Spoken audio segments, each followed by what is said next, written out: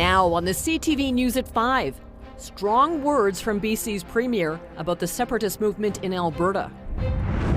Plus, a new clinic is ensuring ongoing maternity care in Medicine Hat. And the Southern Alberta athlete heading to the Winter Olympics. Telling your stories. CTV News Lethbridge with Jackie Scantlebury. Good afternoon. Thank you for joining us. BC's Premier spoke out today on Alberta's separatist movement, referring specifically to a reported meeting between members of the group and White House officials calling their actions treason. Strong remarks from the Premier as the Prime Minister was hosting his provincial counterparts in Ottawa. As CTV's Abigail Beeman reports, the focus today was on unity. Our country is more united, ambitious, and determined than it has been in decades. All premiers and the Prime Minister around the table in Ottawa, but that message of unity is infringed on by a Financial Times report. The Alberta separatism movement has been meeting the Trump administration and is seeking $500 billion in credit in the event of a successful referendum. To go to a foreign country and to ask for assistance in breaking up Canada, there's an old-fashioned word for that, and that word is treason. It's ludicrous, right? I mean, we're there on a fact-finding basis. There's nothing treasonous about it. The group says it did meet with U.S. officials, but is only doing a feasibility study To determine whether that facility would be available on a going-forward basis, and whether it's with U.S. Treasury or Goldman Sachs or J.P. Morgan through a bond issue. The U.S. State Department said it regularly meets with civil society types and no commitments were made. A similar response from the White House, which tells CTV News no support or commitments were conveyed. The U.S. Secretary of the Treasury has weighed in on separatism before. Alberta is a natural partner for the U.S. I would expect that the U.S. administration would respect Canadian sovereignty and that they would confine their discussion about Alberta's democratic process to Albertans and to Canadians. And I will raise that with my delegate in Washington. At the closing press conference, the Prime Minister would not answer whether he felt there was foreign interference from the United States. I expect the U.S. administration to respect Canadian sovereignty. I'm always clear in my conversation with President Trump to that effect, and then move on to what we can do together. While Canada faces separation speculation further east too, with the rise in popularity of Quebec's Parti Québécois. He's going to call a referendum. If he, God forbid, he gets elected, I mark my words, within a year and a half, he'll be calling a referendum to separate from Canada. Unacceptable. As for the substance of the meetings, a big focus was the upcoming review of the North American Free Trade Deal. The Prime Minister said he and the premiers agreed to meet monthly once that review is underway. Abigail Beeman, CTV News, Ottawa. Meanwhile, Lethbridge police are asking for the public's help finding a man wanted on outstanding warrants. 53-year-old Jensen James Fox is believed to have exposed himself to 4 women. Fox is facing 4 counts of committing an indecent act and 1 count of corrupting morals. The charges stem from an incident in December when a man exposed himself to 4 female staff members at a business in the 400 block of 5th Avenue South. He also showed one of the women an indecent video. Anyone with information on Fox's whereabouts can contact either Lethbridge Police or Crime Stoppers. Brooks RCMP, they've arrested a man after he allegedly tampered with a tenant's power. 25-year-old Brian Woodman is now facing charges of criminal harassment and mischief. On December the 10th, a Brooks woman called an electrician about power outages in her unit. Well, the electrician found the power had been manually cut off. The electrician also believed Woodman was acting suspicious and reported the incident to police. Woodman was released on conditions and will appear in court February the 18th. Bow Island RCMP have arrested 2 men in connection to a break-and-enter at a rural property in the county of 40 Mile. Police were able to locate the suspects after the property owner saw his own belongings for sale on Kijiji.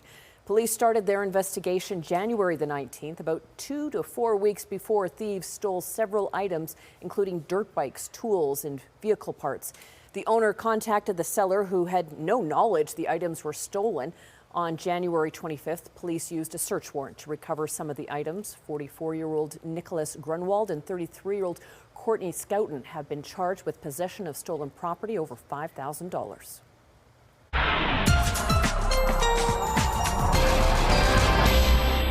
Danielle Savoni is in to tell us just how warm we can expect it to get, Danielle. Yeah, so double digits are in store if you're not already having them, but it's going to get significantly gustier in many spots as well. So a little bit of a price to pay. It's gusty already in the Pincher Creek area, 70 km/h gusts and close to 50 in Lethbridge. Fast forward to tomorrow, Lethbridge will pick up to 70 and Pincher Creek could pick up to 90. Temperatures, though, reflect this nice wind we're having out of the west. So 7 degrees in Pincher Creek right now, 11 in Lethbridge, and Calgary as well is in those double digits. And check this out, Medicine Hat got above freezing today. Your full forecast coming up, Jackie. Thanks, Danielle.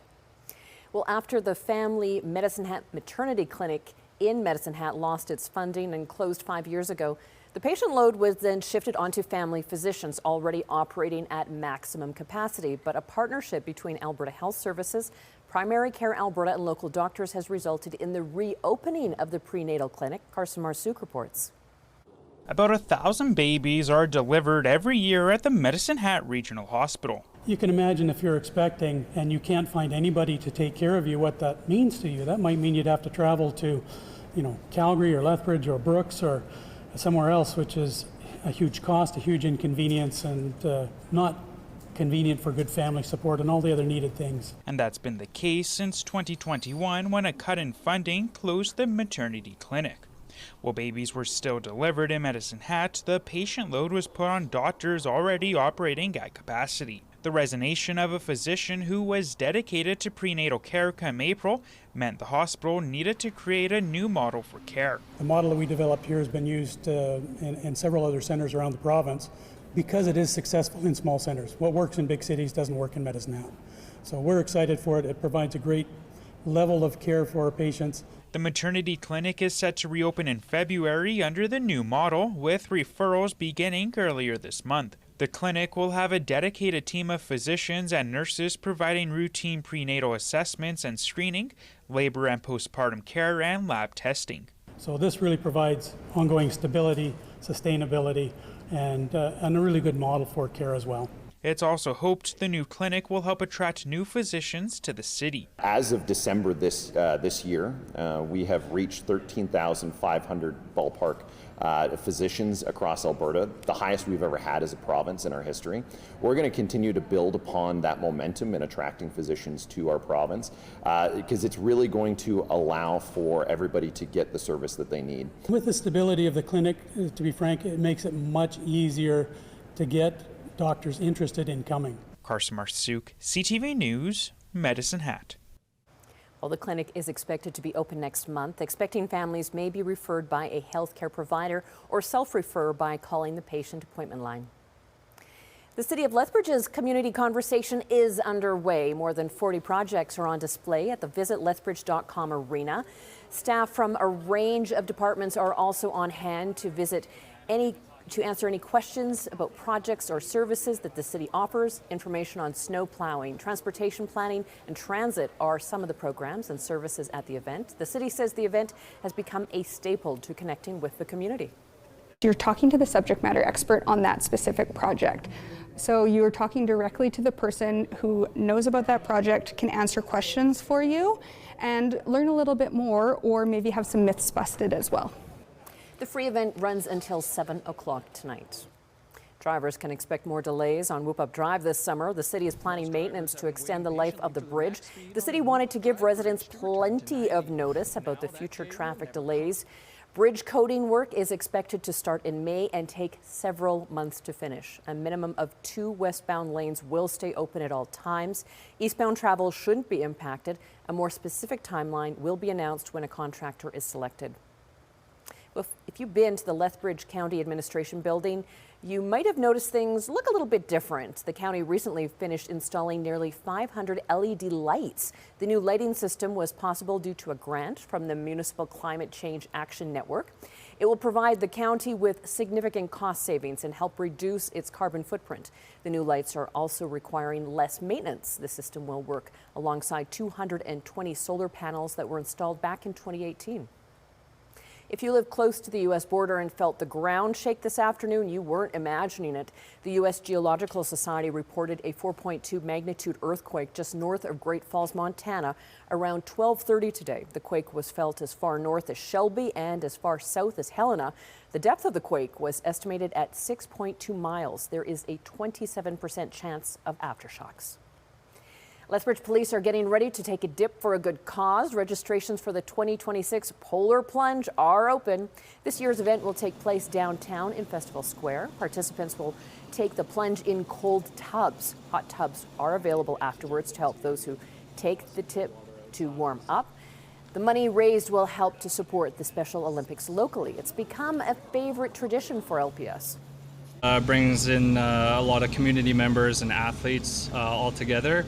And sometimes it's a little bit chillier than others year after year, but it's always fun to come together downtown. Registration costs $50. You must be 16 years or older to take part. Well, Medicine Hat is set to host the 2026 Special Olympics Canada Summer Games, and the call is out now for volunteers. The games are taking place from August 9th to the 16th.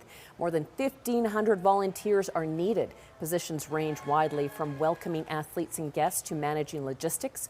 More than 1,500 athletes, coaches, and trainers will be in Medicine Hat for the games. Applications can be found online.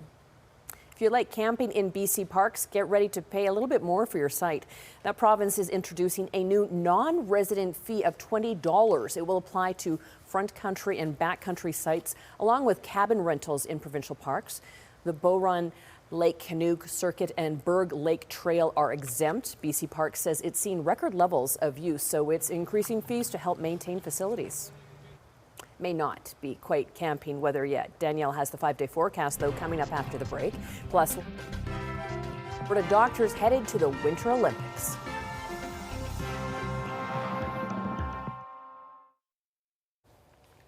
All right, Skycam from about an hour ago, facing south.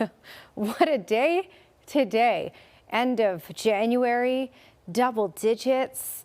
It's been a little windy. It's going to get a lot windier tomorrow, and the temperatures will be a little warmer because of that. All right, 70 kilometers per hour. Again, that was the max today in Pincher Creek area. Lethbridge, around 50 kilometers per hour. Let's fast forward to tomorrow, when everyone is going to be experiencing gusts. So around 40 for Brooks and Medicine Hat, 30 for Drumheller, which is windy there. And then we're going to pick up to 90 likely in the Pincher Creek area, 70 in Lethbridge. So it's a gusty day tomorrow. And temperatures will climb a little bit higher because of it as well. It's still more or less a Chinook setup for tomorrow. All right, 6 degrees is the temperature right now in Pincher Creek, 10 in Lethbridge, 9 in Milk River, 5 in Medicine Hat, 3 in Brooks. Pretty warm temperatures in the far south for today, and this is the pattern that we're in. This ridge of high pressure, jet stream off to the north, that's allowing a warmer air mass to make its way in. We have the Chinook setup that's helping as the temperatures warm coming down the lee side of the Rockies. So a lot of ingredients in place to pump up our temperature.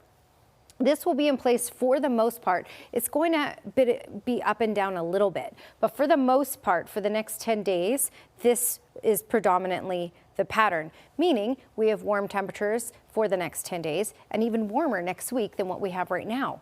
All right, radar and satellite, nothing really to speak of going on out there. We don't have much moisture in the forecast. I'm just going to freeze it at the 2 little blips that we may see. 10:30 on Friday, so 10:30 tomorrow morning, closer to Lethbridge and south. May see a quick shower there. And then also Saturday, really early in the morning, Brooks to Medicine Hat, may see a quick shower there. In the Medicine Hat area, maybe a rain-snow mix. That's it going on with regards to any sort of moisture. All right, -3 overnight in the East Kootenay area, a few flurries, and then a rain-snow mix tomorrow. So different on the BC side. 4 degrees as the daytime high for tomorrow.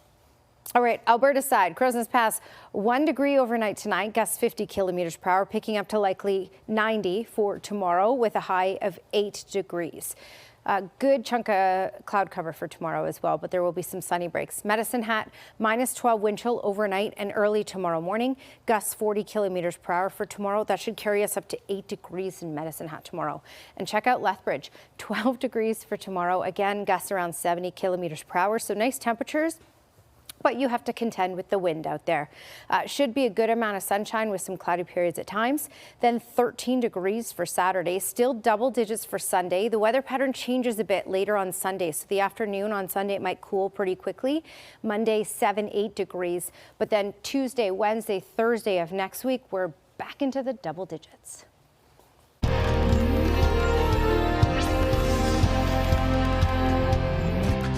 A Calgary couple is heading to the Olympics to be the staff doctors for Canada's men's and women's hockey teams.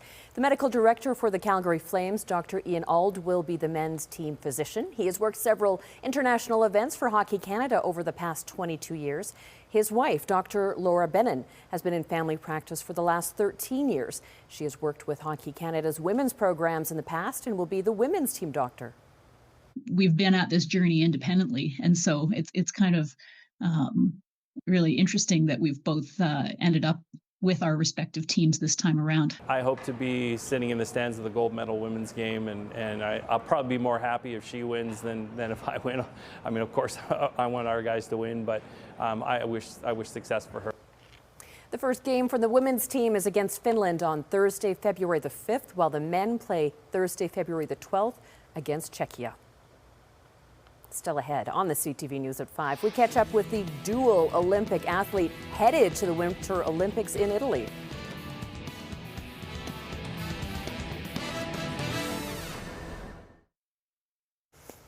Lethbridge Hurricanes faced off against the Saskatoon Blades at the visitlethbridge.com arena lap. Pinched, puck to the line, held in, Adair walks in, takes a shot, scores!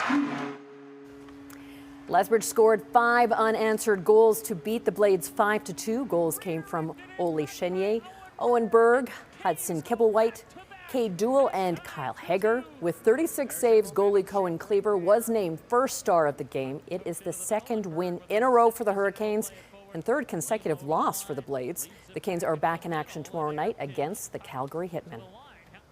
A Lethbridge athlete is getting ready to go to his second Winter Olympics next week. Taylor Austin has been named to Team Canada's men's bobsleigh team. The pilot will take part in the team races, along with the two-man bobsleigh. This is Austin's second time competing in a Winter Olympics. He made his debut in Beijing in 2022, where he finished 20th in the two-man event. Austin was recruited to bobsleigh about 10 years ago after playing football at the University of Calgary. The Lethbridge native says he is honored to be selected for this year's team.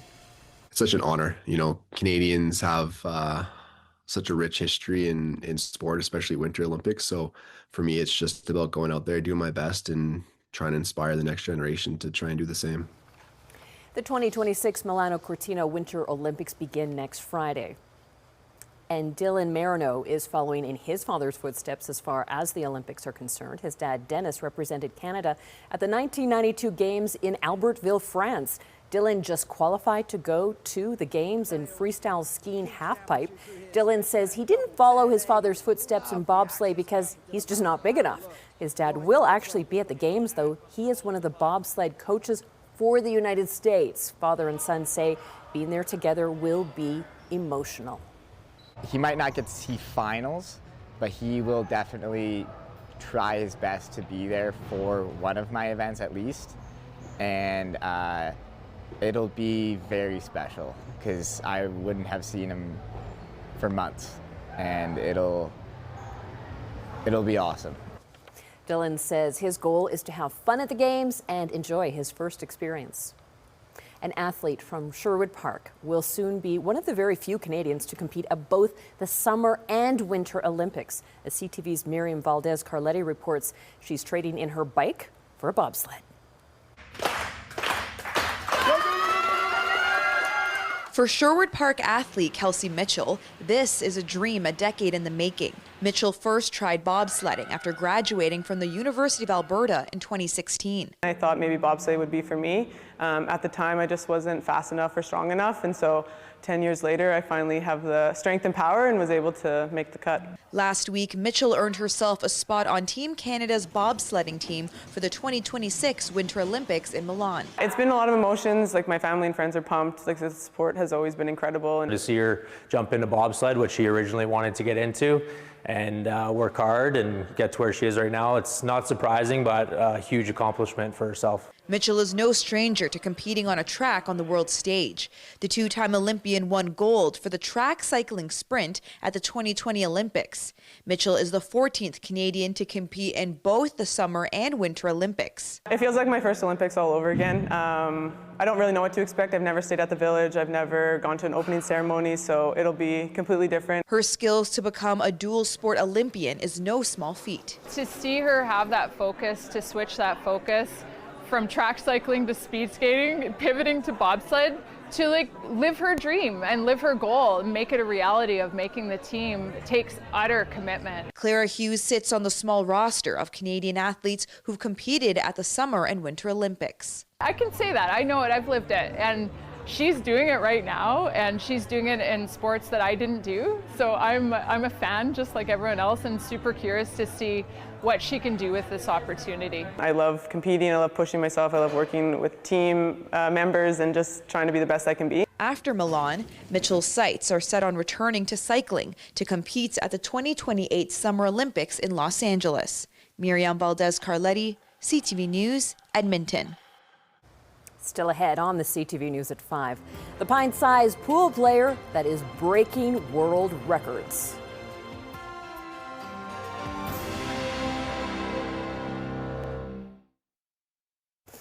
All right, welcome back. A 2-year-old snooker prodigy has made the Guinness Book of World Records for his trick shots. Oh, trick shot. Trick shot, Judah. This is little Jude Owens making what's known as a snooker double pot. That's a shot that sinks 2 balls into 2 different pockets. The child is from Manchester, England, and is the youngest ever to do that, and also the youngest ever to make bank shot. The little pool shark has all of the angles covered, and he does that actually by using a stool to reach the table. Jude's talent has even secured him a snooker sponsorship already. Now here's something else you likely haven't seen before. As much of central Canada and the U.S. were digging out after a massive snowstorm this week, one man decided to get a little help from AI. A New Jersey homeowner decided to let a robot handle the cleanup while he stayed warm inside. Now the video of his autonomous snowblower is going viral and racking up millions of views. Once programmed, the machine works on its own, starting when the snow starts, and it ran right through the night and then returned to its very own charging dock as needed. Thank you for sharing this time with us. Now here's the early edition of the CTV National News.